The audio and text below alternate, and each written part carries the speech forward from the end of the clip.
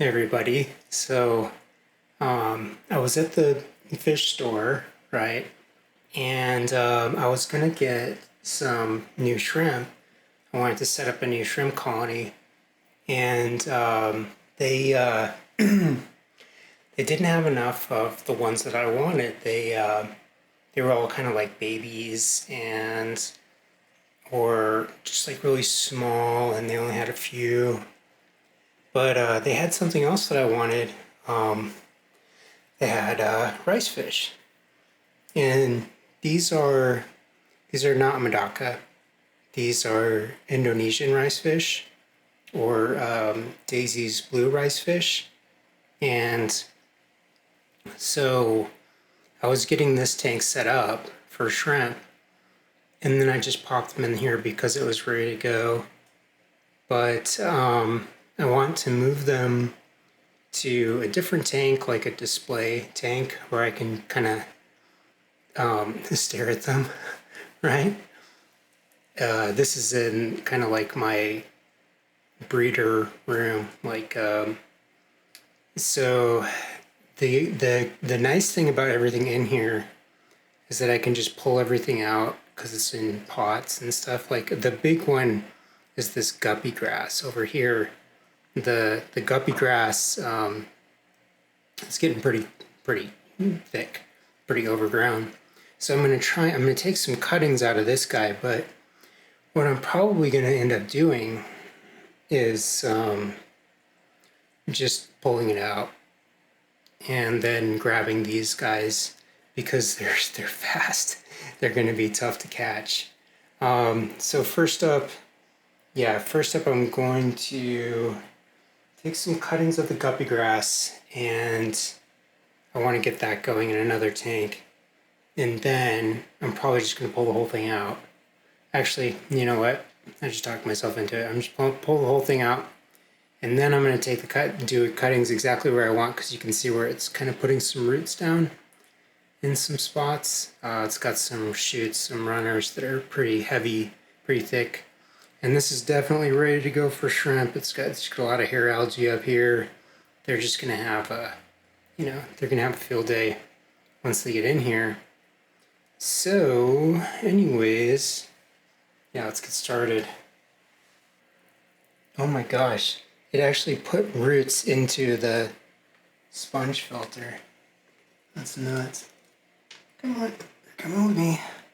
Oh, we've got roots everywhere. Should just let this guy go. Oh, so much guppy grass. It's everywhere. Okay, so I'm gonna try a trick. I saw them do this at the fish store. They came in from both sides and tried to grab them like this. Hard to see you guys. Got you. Got one. No. Come on, guys. These are slippery glow suckers. Tough to catch. Okay, so this is going to be the forever home, and yeah, this tank is it's a tank that I did a while ago, and I kind of want to redo this one, but I like it. It's supposed to have like a false back, and then there's some little planters, like some little net pots. I made the false back out of pond foam, expanding pond foam, and and then just kind of like covered it with a little bit of sand and stuff. And then it has some black lava rocks and like black kind of lava rock sand. But it's going to be tough to catch. But this tank has had it had literally two ghost shrimp in here because I wanted to do a little experiment with them, and they had babies. There's two little babies that I've seen of the ghost shrimp in here, and then also, and it's going to be tough. I'm going to try and get some video of it, but there is two two little cherry shrimp, two little Neocaridina cherry shrimp that snuck in here on some plants. So yeah, hopefully they get along. I guess that could be kind of an experiment to see if these guys can get along with shrimp. Because I love them. I think they're just so cute and so pretty. And I love that they stay this size. You know, they stay around an inch. So just a little bit of information about these.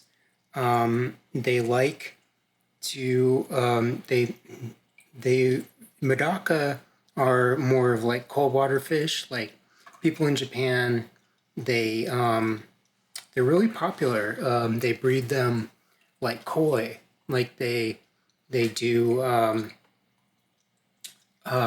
like calico Medaka, and there's black ones and orange ones, and just like koi fish, right? But they also just keep them outdoors, and like I know that it can get pretty cold in some places in Japan. But these ones like it a little bit warmer. Part of the reason why they call them rice fish, or why they call them rice fish, is because you would find them in the rice paddies. Like they like shallow water. They don't like a lot of movement. They don't like a lot of current in the water. This tank has a hang on the back. It has like everything is hidden in the back. There's an air stone. There's a big chunky air stone. There's some media in the back. There's room for a heater. There's a few inches of just, it's not actual baffles back there. It's just a false back. And then the water level comes up high enough so that if stuff wanted to, it could go over the top and hide back there. And it's not a big deal, you know, if they just want to kind of have some privacy and hide for a little while. Okay, so it's the next day. Everybody's kind of settled. We're all kind of hanging out over here, or most of them are. But that's kind of one of like the good news, bad news things about this tank, is that when I looked at it this morning, there was only two of them up here in front, and then everybody else was back in the back, in the baffles. Well, I mean, they're not baffles. It's just like a hiding space for media and any filters and stuff like that. I actually do like this tank, but what I wish I had done is put in more of these little plant pot things to hold, like I got Bucephalandra in there right now. So I wish I had put way more of those all along the back in this tank. So okay, there's 6 of these guys total, right? I count 5 up here in front. So that's a good thing, because that means that they can find their way around. I guess I'll show you the back. So I have not seen the little cherry shrimp or the ghost shrimp lately. So these guys, you know, they will, I don't know, if they see food, then they will eat it. So I don't know how the little cherry shrimp are going to fare in here. If they do, you know, if they do okay, then great. But, I mean, they weren't meant to be in here anyways. They just hitched a ride in on some plants, which kind of amazes me. But I came down this morning and there was 2 of them, 2 of the rice fish just hanging out right here. And then they saw me looking at them. Oh, that looks like a little shrimp, maybe. They saw me looking at them, and then they came to the front. So that's a good thing, because they know that I feed them. But yeah, I'll just show you kind of the back, right? So up here, there are multiple little plant pots. Like if you can see right here, there's one that has a, what is that? That is pothos. So there's just a pothos cutting that's rooted into there. And then these are spider, I think they're called spider plants. they do okay, like submerged or not submerged, immersed, with but once their leaves go under the water, they start to rot. So they really don't want their leaves in the water. But and then back here I have some ivy. There's some little ferns and stuff. Not really sure. I think it's just a Boston fern, but they're doing okay. And then back here there are just a little, I don't know, like just big enough. I made it just big enough to house the to hide the hang on the back, and then have one of these in here, a sponge uptake. This filter is the Aqueon hang on the back, and I really like this filter. I'm considering doing a review of this filter and kind of how it works, because I have multiple like fluval, what do you call it? The expensive ones. I have a Seachem. I have multiple fluvals, and they're expensive. And I actually like this one better for multiple reasons.